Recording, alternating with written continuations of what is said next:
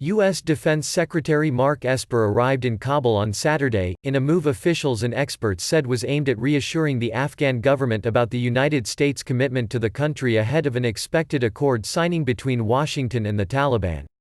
The agreement, set to be signed in Doha by U.S. Special Envoys Zalmay Khalilzad and representatives of the Taliban, is aimed at an initial withdrawal of troops from Afghanistan and eventually all troops if conditions are met, which could take well over a year. U.S. Secretary of State Mike Pompeo landed in Qatar's capital city, Doha on Saturday to witness the signing ceremony.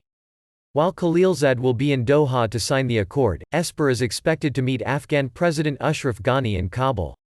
Experts and officials say Esper's trip is a way to show Ghani that a deal with the Taliban does not mean that the United States will abandon the Afghan government.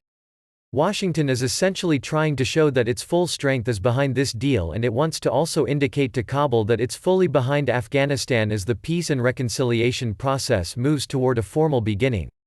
Michael Kugelman, Deputy Director Asia Program at the Wilson Center, said, "Afghans, and many in the region, are concerned that the United States could abandon Kabul much like it was perceived to have left the region after the Soviet Union exited Afghanistan decades ago.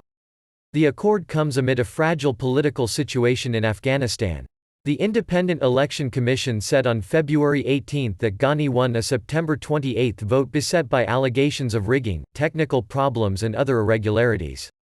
Afghanistan Chief Executive Abdullah Abdullah rejected the results, claimed to be the victor and vowed to name a parallel government. Esper's trip is perhaps an indication that the U.S. is ready to essentially accept the new government in Afghanistan, Kugelman said. A statement from President Donald Trump on Friday said the deal that will pave way for U.S. troop numbers to drop to 8,600 from about 13,000 in the weeks following the deal. Further reductions of Western forces will hinge on the Taliban adhering to a reduction in violence pledge, a condition that will be assessed by the United States. Experts are cautious about what the accord may lead to.